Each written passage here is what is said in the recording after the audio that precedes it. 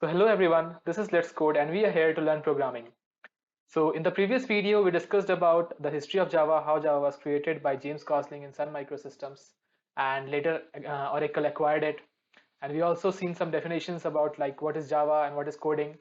And we also discussed about the syllabus of this course, that what we will be learning in this course.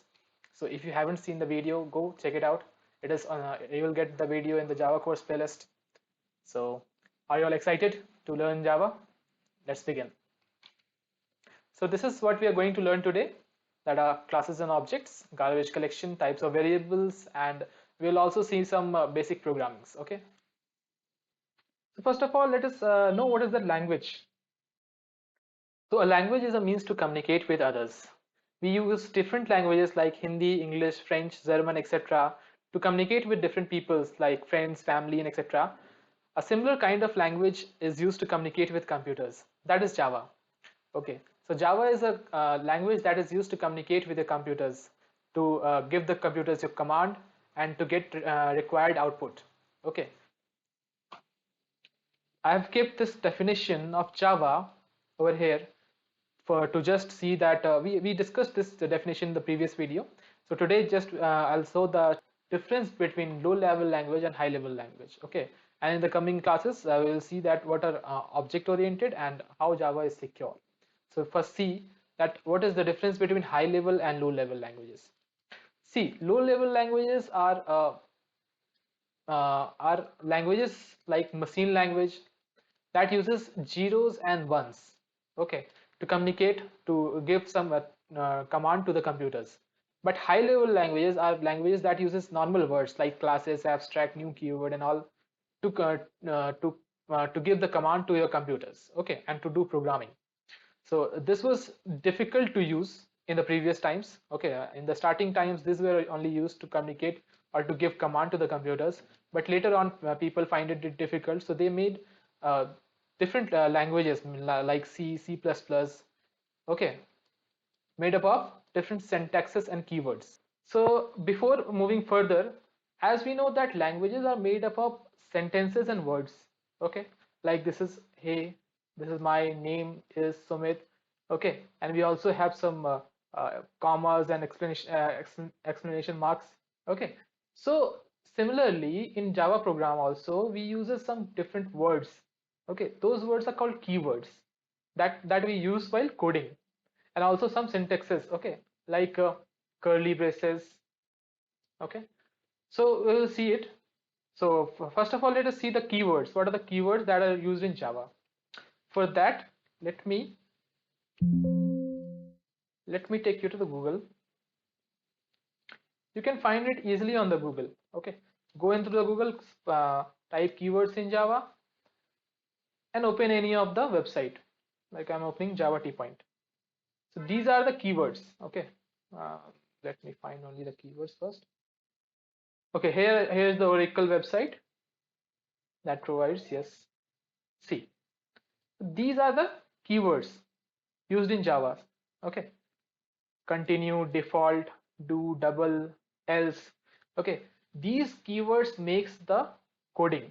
When we use them collectively, it will make the statements in the coding that we will be using in Java program. Okay, so what is the first keyword we are learning? Let's see. So the first keyword that we are learning is classes and objects. So a class is a blueprint of an object, and an object is an instance of class. What happened? Gone above the head. So okay, let's understand this by an example. Okay, what can be an example? See, here we have a machine. All you have seen a machine somewhere, sometime. So suppose that we have a machine for producing an byproduct, suppose like a pen. Okay, so we have a machine that produces pen, and we have a button. Okay, whenever we will press this button, the machine will produce pens. Now what happens? To store these pens, we use containers. So similarly, in a similar manner, we can also understand classes and objects. So let us see that. You can replace the machine with a class. So class acts like a machine. It contains the blueprint. Blueprint means what, how the pen will be, what the color of pen will be, everything the machine, that is a class, contains in itself. So the class creates an object. So the class is used to generate an object. It contains the blueprint to generate an object. And this is a new keyword, new. So this works as the button, that whenever we will write new in our program, this word new in our program, it will send a request to the class, okay, that hey class, give me an object, generate an object. Then the class will generate an object. Okay, now when the object once generated, okay, it is generated in the RAM. It is generated in the RAM of our computer. So in RAM, we don't know that where this object is located. Now, how we will use this object when we don't know that in RAM where it is located? RAM is divided like this. Okay, the memory of the RAM is divided like this. We don't know that object is stored here or here or here. So if we don't know the address of the object, how can we use these objects? So to get that address, what we will do? See, once the object gets created, the object's address goes to the new keyword itself. Okay, as when we write new keyword, the new keyword sends the request to class. The class then generates an object, and the object address is remains with new keyword. Okay, and to get the address from new keyword, what we do, we define a variable. Okay, so variable is a container. It is a container that stores the address of the object. Okay, so basically you can say that it contains the objects in itself. Variable contains the objects. Okay, the object, it will contain the object. Okay, so what happens, let us understand once again that new keyword sends the class a request that hey class, give me an object. Class will then generate an object. Okay, then we will store the address of the object in a variable. Let's see this in programming. Achha, before going into the programming, let's see that there are some syntaxes that we will be using in Java, and what does it signifies. So these are curly braces. Okay, these are curly braces, these are parentheses, and this is semicolon. Curly braces signifies the start and end of a program. Okay, this will be the start and this will be the end, and this signifies the methods. Wherever this parenthesis, open and close parenthesis will be there, understand that it is methods. Okay, it might be constructors, it might be objects, or anything. Okay, we will see in further classes that where it is used. Basically now understand that it signifies methods, constructors, and etc. Okay, now this semicolon, this acts as a full stop. Okay, as we use in our language full stop, in Hindi we use purna viram, so it acts like a full stop in Java. Okay, it is used to terminate a sentence. Whenever we want that, okay, this sentence is completed, we will use this semicolon. Okay, so let us see the program. So this is how a program looks like.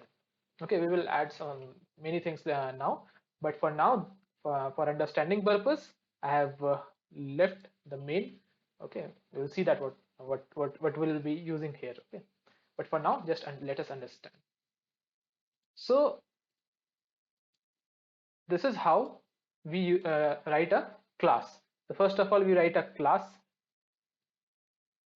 Okay, we give the class a name. This A is the name of the class. Then we start the class.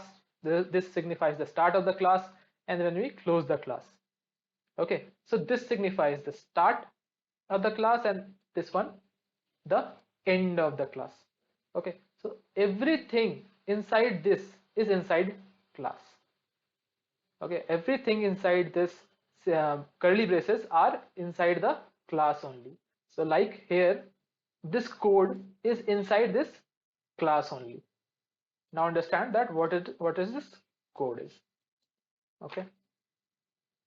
Now, whenever I said that whenever you write new keyword, it will send a request to class. Okay. And the class will then generate an object in RAM. It will generate an object in RAM. Now we don't know the address of this object. Okay. So to get that address, the address is remaining with the new keyword only. Whenever the object gets created by class, the address goes to the new keyword itself. But to get that address, what we do, we introduce a variable. So this here A1 is our variable. So once you write new keyword, new keyword is written with the class name with one open parenthesis and close parenthesis. So new keyword is always written with new class name, open parenthesis, close parenthesis. Okay. So new class name A, open parenthesis, close parenthesis, then a semicolon to end the statement. Now when we will run this, an object will be created inside the RAM. Okay. And the address will go to the new keyword itself. Okay, automatically. So new keyword sends the request to class. The class will generate the object in the RAM and the address goes to the new keyword. Now what happens? We are unable to use this object. So in order to use this object, what we do? We store the address of this object in the variable. So this, suppose our variable is A1. Okay. This address, we will store this address in like this. So to write the sentence, complete sentence, we write with a class name, then we give the variable name, then the new keyword, then a class name with parenthesis, and a semicolon to terminate the sentence. Okay, this is how we create an object in the class. Understood, everyone? So let us understand once again whole process. Okay, how does it happen? So first, what we do, we write a class, we give a class name, then we write new keyword with class name, open parenthesis, close parenthesis, and a semicolon, and then we give the address to the A1. So this is how we write. Now what is the internal, what is going internal the program? When we write new keyword, the new keyword sends the request to class. This is the first step that will occur while running. Then the class will create an object. This will be the second step. Okay. Then the object's address will go to the new keyword. Okay. By itself only. Then to get the address, we will store the address in the variable. Okay. So this is the fourth step in the program. First step, second step, third step, and fourth step. Okay. Okay, so now let us see this in the real. Let us program this thing. Okay. So for now I will be using a online compiler. Later we'll be using an IDE. I'll tell you how to use an IDE, but for now we will be using a online Java compiler. Okay. So online Java compiler. Okay, I'm using JDoodle. You can use anything. So this is how a Java program looks like. Okay, this is a class. Okay, let me erase all this thing. This is a class name. We will change it to A. Don't worry about this public static void main. We will be learning each of the words in the coming videos. Okay, for now, just understand that without this main, this is a method. Okay, without this main method, we cannot print anything or we cannot execute our program. Okay, so this is necessary in every Java program. But don't worry about this. Just understand that there's a class, and then we will be creating an object. How to create an object, guys? Write a new keyword with a class name with open parenthesis and close parenthesis. Our object is created. But see, it will not show anything. Whenever we will execute it, it won't show anything. Why? Because it is where it is stored, we don't know yet. So to use it, what we will do, we will make a variable, and then we will provide it in variable. Now let us print this. And to print, we write this sentence. Okay, don't worry about this sentence. You will also see this in the coming classes. Just understand that it prints it prints anything. Okay, if you want to print anything, you will have to use this sentence system.out.println. Okay, so let us print this A1, the address that is stored in A1. How to print that? Simply write A1 inside the your println function and execute. See, we are getting an address. Now as I said that as many times I'll write new keyword, at that much time the new object will be created. A different object will be created. So let us see. Let us see writing new keyword different times. How are the objects created? We will give them a name a different name. Okay. We'll print it differently. So let us print all three addresses. Let us see. Does it print different addresses? See, these are different numbers. Don't worry about these numbers. This is just an address. Okay, just an address, a specific address of your RAM. Okay. So we saw that whenever we write new keyword, an object gets created and is stored in the variable that we signified. Okay, so this is a Java program. Okay, this is how a Java program looks like. This is our first Java program. Okay, but we will also use Eclipse and IDE. Okay, then we will show that how to program in Java. For now, just understand that this is new keyword creates an object, and the new keyword sends the class to request that a class create an object or generate an object. The class then generates an object, and then we keep it in variable like this. Okay. So one more thing today we will discuss is garbage collector. Yeah, this is a dustbin.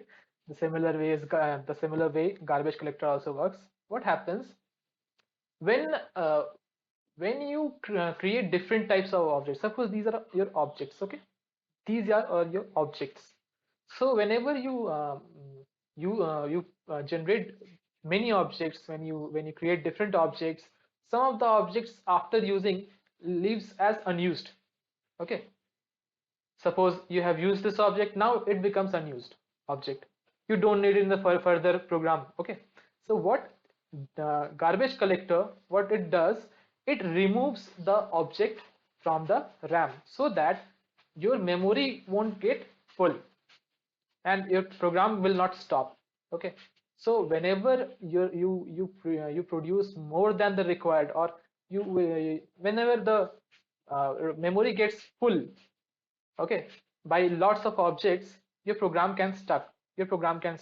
To avoid that situation, what garbage collector does, it checks that if the object is unused, okay, these are objects that are of use, and these are objects that are unused. Okay, that will be of no use further. So it will come and check, and then it will remove the object from the RAM, and it will free the memory like this. Okay, so that your program can run smoothly. Okay, so that what we discussed today, we learned that how an object is created using new keyword, and if we create more objects, okay, and the objects are unused, your RAM memory can fill up. Okay, and then the program can stop. So to avoid the situation, garbage collector is used by Java. Okay, we will see a garbage collector in further classes, that what are garbage collectors in more details. Okay, that how it works. So that is all for today. tomorrow we will see that what are the types of variables. Today I'm not taking the types of variables, as I've also mentioned it that I'll take, but I'm not taking because it is a lot for today. Okay, in the next video we'll see what is types of variables. Okay, the notes are in the description below, so please do, if you like this video, the small video of classes and objects, you can subscribe my channel and press the bell icon and like, share, subscribe. That's all. Thank you.